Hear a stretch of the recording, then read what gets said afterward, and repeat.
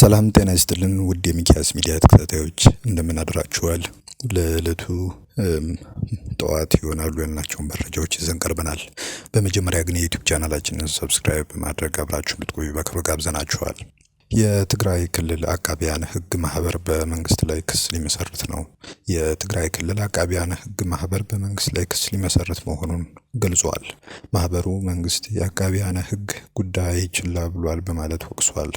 ቅዳሜ ግንቦት 23 ቀን 2017 ዓ.ም ለአባላቱ ጥሪ ያቀረበው ማህበሩ የ17 ወራት ውዝፍ የአቃቢያን ሕግ ደሞዝ እንዲከፈል ለመንግስት አካላት በተደጋጋሚ ጥያቄ ቢያቀርብም ምላሽ ሊያገኝ እንዳልቻለ አመልክቷል።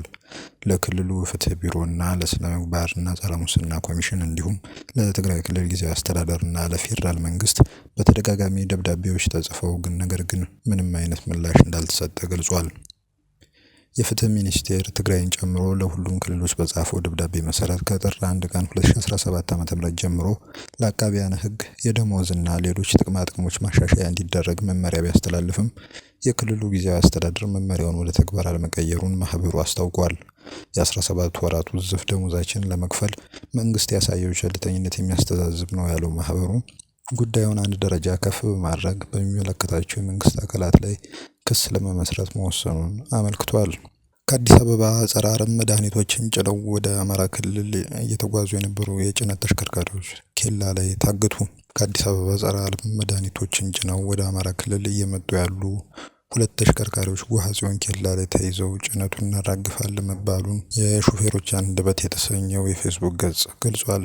ይህ ጭነት ህጋዊ ፈቃድ ያለው መድኃኒቶቹ የተገዙበት ቫት ወይም ተጨማሪ እሴት ታክስ የተከፈለበት ህጋዊ ደረሰኝን የያዙ ቢሆንም ጎሐጽዮን ያሉ ኬላ የተቀመጡ የአካባቢ ፖሊሶችና የንግድ ቢሮ አካላት ጭነቱን እናራግፋለን በማለት ሁለቱን መኪኖችና ሾፌሮችን ማሰራቸው ተነግሯል። ከቀናት በፊት የፌዴራል ፖሊስ ኮሚሽን ዋና ኮሚሽነር ደመላሽ ገብረ ሚካኤል በአገሪቱ ላይ በነጻነት ተንቀሳቅሶ መስራት እንደሚቻልና አሁን ላይ ምንም አይነት እክል እንደሌለ ለመንግስታዊ መገናኛ ብዙሃን መግለጻቸው የሚታወስ ነው።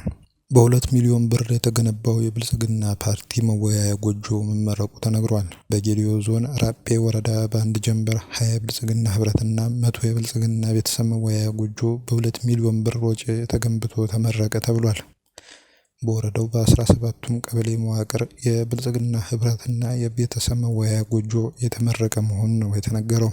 የብልጽግና ፓርቲ አባላት የልማትን፣ የመልካም አስተዳደር ጉዳዮችን፣ የብልጽግና ፓርቲ አጀንዳዎችንና ህብረታቸውን ይበልጥ የሚያጠናክሩበት ነው የተባለለት ይህ ጎጆ የወጣበት ወጪ ግን እስካሁን ድረስ አነጋጋሪ እየሆነ ይገኛል።